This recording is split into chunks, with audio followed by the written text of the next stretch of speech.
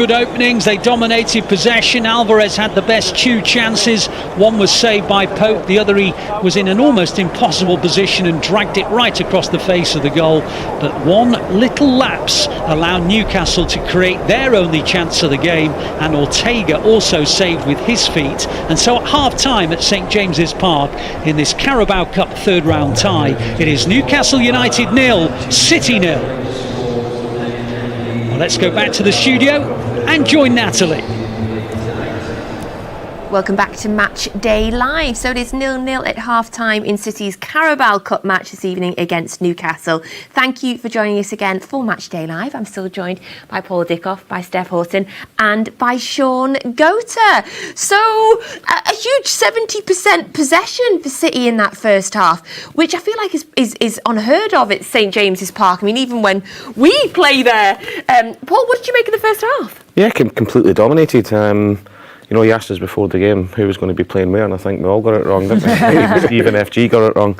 But yeah, completely dominated. Kovacic, I think, has been absolutely outstanding. Oscar Bob, we were just saying before, was a really good half. Rico Lewis, you could go on and on and on. You know, Guardiola has looked really comfortable, looked great on the ball, playing passes in between the lines. And the rotation in the middle of the park is why we're keeping so much possession, and then leaves the big switch on to Jack, because he's staying really wide. None of us predicted it. FG and Steve Howey didn't predict it, and then I heard the great Alistair Mann also say that he didn't predict it. Nobody had a chance. Shaun, you cracked me up when we were watching in the first half, because you started describing it as everybody's in midfield, it's 10 in midfield. It was a bit. I'm still trying to figure it out. I can tell you, it was really brilliant, because they just understand where to fill the spaces at the right time. And there was a couple of times I'm looking, and Aki's out wide, he's pushed up high, and then he's also inside in like a 10 position, and then he's inside in midfield. And I'm thinking, this is 3-4 positions I'm seeing Aki in, and I'm thinking, well, where is he playing? You know, Rico's coming inside, Guardiola stepping in. It's just the interchanging, and I'm sitting there thinking, we normally have 3, sometimes we have an overload of 4 in midfield, but I think I can confidently say we've got at least 6 midfielders. We've got at least 6 midfielders, but the interchanging, I think it's just beautiful. It's awesome. And how they all understand somebody's inside, somebody's remaining outside. What seems to be the pattern is that Gomez seems to be staying out wide, and Grealish, but all the others just seem to be filling in spaces and knowing that there's different passing lines and angles. But it is, apart from us just really having a go, I've been really amazed. I'm just thought, if I'm coaching against that, I don't really know where to start, because we've really forced Newcastle back into a low block. And I just went, well, Newcastle's in a 4-5-1, and they're running around and they're just looking for something. And you know, they got that chance towards the end, but I think City gets a first and a second, that the game is dead and buried. It's been real good quality from City. Yeah, I mean, in that first half, Steph, I hadn't even properly sat down with me drink, and you'd already said, Sergio Gomez is playing right wing, and we all went, what? I can't comprehend, like Shaun said there, the idea of when these players that are so fluid, when Nathan Aki playing in so many different positions, how as a player you are aware enough to know where everybody else is, so that you can adjust yourself as well. I mean, the intelligence of these players. Yeah, and I think that comes from every day on the training pitch and analysing games, analysing the performances that we've had over this season, but last season as well. Obviously, everything's evolving, and you take Nathan Aki, for example. Would he have done that maybe 2 seasons ago? Probably not, and I think that's what Pep does. He gives the players confidence to be able to go into them positions. Technically, they're all very, very good. And even from a physical point of view, when that ball breaks down, it's about getting it back straight away. Newcastle maybe had the chance just before half-time where Ortega made a really, really good save. But apart from that, it's always been in Newcastle's half. We've that right-hand side of Lewis, Bob and Gomez, the 3 youngest players on the team, I think, was really, really impressive. And like the lads said, I think for me, it's just a matter of time before City score that first goal. I think the most impressive thing is, would they have trained yesterday for about 20 minutes?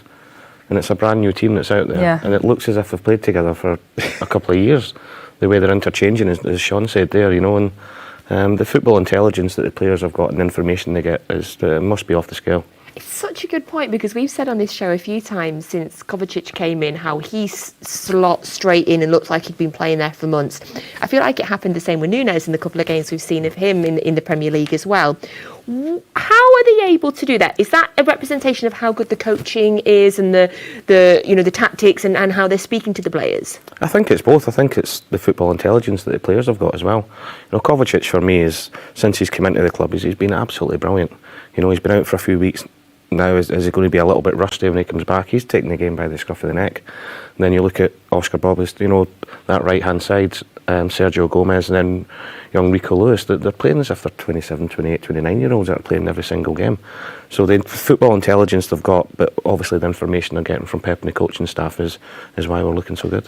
What's impressed me, we talk about Kovacic, and my first thought was when he came to the club, I thought, well, we had Gundogan. Gundogan, I thought, was a master at arriving in behind the fences at the right time, and I thought, well, is he going to bring that? Because I didn't see him as that sort of player, but I could see tonight he's arrived 2 or 3 times. The ball's just got to him. But I'm looking and thinking his arrival has been perfect because of how we've played. Players have gone short. He's drifted out, then he's drifted back inside in the right area, running into the box. I think it was one time he's arriving in the box, and I think it was Oscar Bob just tried to slip. That's him arriving at the right time. It's just that pass doesn't get through, and I'm sitting there thinking he's done that 2 or 3 times tonight. The ball just hasn't reached him, and I'm thinking, wow, and this is down to the players understanding what Pep is wanting and how they're filling spaces. For me, this is just it's really beautiful to watch. It really is, and I wouldn't like to be the other coach on the other side and say, because I would just say, just hang in there, and hoping that there's some sort of lucky break that Newcastle get, because I really couldn't figure out how to stop it. It's just so many midfielders, the interchange, it's awesome. I think the hardest thing as a player is retaining information from Monday to Friday, then taking it into the game on Saturday. But the amount of information these players are getting from Pep and how he wants to work is why they're at a top, a different level from everybody else, because they get the information in the training ground, they train, then they take it on to another level on a match day, whereas some players they can train well, they can take it on board, but when they get into the game, the atmosphere, everything surrounding it, especially if you've not been playing, it can be difficult to actually take what you've done in training into a match day. But what they've done tonight is ridiculous, really, for that first half. We talked about Oscar Bob, and I think today, looking at him today, I think he looks so comfortable. I almost feel as though he's playing like he's playing in EDS, and that shows you his understanding of what Pep wants of him, that he feels comfortable. Because I would understand that it'd always be a bit of pressure and nerves for the young lads coming into this, but he looks really comfortable tonight, and that's him really understanding what Pep wants and the fluidity throughout the team.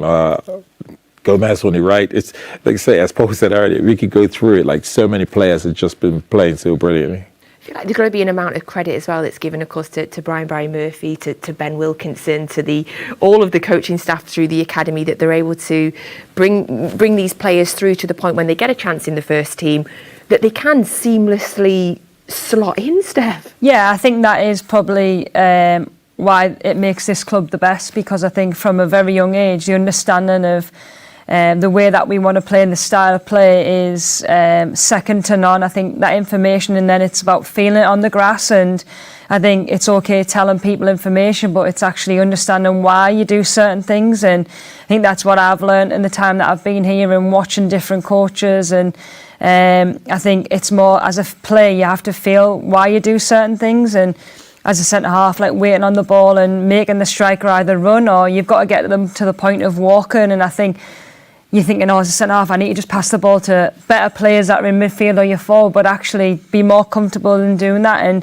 you can tell that Rico and especially Oscar have played them positions, of being an inverted full-back and being in the midfield, because they get the chance tonight and they're trying to show as much as they can, their understanding, but also the talent as well. In terms of the defence tonight, I'd love to get your opinion on Guardiola, because it's the first time it feels like the first time we're properly seeing him in this centre-back role. Yeah, I think for me there's been so much hype about him before he came to the club, and we've seen him in that left-back position, but I think tonight, apart from that, maybe that little mistake towards the end of the first half, I think his performance has been flawless, to be honest. I think his decision-making on and off the ball, I think his defending when we need him to defend, he's always in the right position. He's a threat on set pieces. And he's still only 21, which is quite scary, do you know what I mean? To see that he's performing at this level now, what could he be like in the next 2 or 3 years? So to show maturity as a defender is quite hard at such a young age, but he's definitely shown that since he's been here. He made an incredible tackle at the start of that first half, so when Isaac looked like he was twisting him up, but he knew exactly where he was. Thank you for sending in all of your WhatsApp questions this evening. I'm going to try and get through a few more now before the second half. So, Jessica, thank you for your question. Do you think that Newcastle are going to use the Manchester City blueprint that we have set up with our owners? I think it's probably quite well known that they have been, when the owners took over, that they did contact people at the club and came down to have a visit and want to sort of replicate what we've been doing. And I think we've got to give them credit. You know, they've not gone in there, said at the start of the show, and chucked loads and loads of money at it and want an instant success. They want to try and build something there. And if anybody's going to look at any model anywhere in the world to build how to build a football club, we're the pinnacle of that. Absolutely. Thank you, Jessica. Question from Gust. What do you think of Jeremy Doku? He's fast, isn't he? He's not too bad, is he?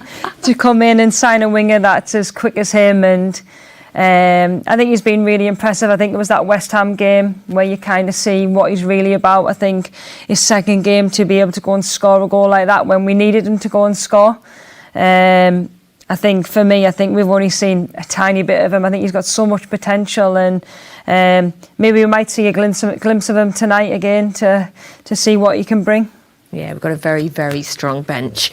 A question from, it's a statement from Simon Whitney, but if you give me a compliment, Simon, then you're going to get it read out. Is anyone surprised in how controlled we are? Bob's looking as good as Natalie's hair. Thanks so much, Simon. Thank you. Because you've got a bob. Yeah. Is that what he's done? Oh my God, Steph, that's what he's done, isn't it? Wow, okay. Very, very clever. Okay, Brad has said, who do you think did the best in the first half? But I think did the best. I think we all the players. All the players. I think were brilliant. I really do. But I'm really impressed because I saw Aki up high. I saw him inside, and it blows my mind away that you got centre halves being able to do that. So get prepared for that, Steph. I'm just going to stay at the back. Oscar also, the boys have all been brilliant. Kovacic, I know you asked for one, but I think we've just been short of the goal, really. Can never get one Little special day shout from for Shaun. Julian Alvarez as well. I think he's led the line really, really well, held the ball up well, and his movement's been fantastic. Okay. Strikers Union. Yeah. Strikers Union, yeah. Thank you. Another nice, just a compliment from AD, and this time it's not for me, it is for Mr. Goat. He says, it's just an appreciation comment. I was lucky enough to see the real Goat play live. I'm so pleased he is passing on his gift to the next generation. Cheers from Mank Mac. Here. Nice one. Appreciate that. Very nice. It is. We appreciate that. Thank you. No compliment on my hair, though. Yeah. John has said, Bob, Gomez and Lewis down the right looking dangerous in this game, but with their ages, that is looking like a very good right-hand side for the long-term future. I mean, we kind of all touched on that already. So, yes, John, I think everybody concurs in the studio. And then we've got, Liam, I like this question. From what you've seen in the first half, do you think Oscar Bob is ready to play regularly? Yeah. I think he is. I mean, he's going to have to bide his time and be patient, but I think Steph and Shaun said it before, he just looks so comfortable and confident in his own ability, not arrogance, but he looks comfortable as if he believes he belongs out there, and as a young kid coming into a team like that must be so difficult to do. Yeah. Think he could be ready?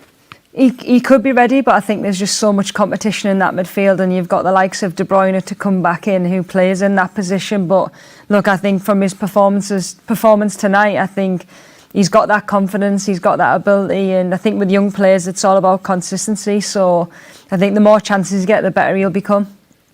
Absolutely. Yeah, Steph's absolutely spot on. The more minutes he gets, the more confident he gets.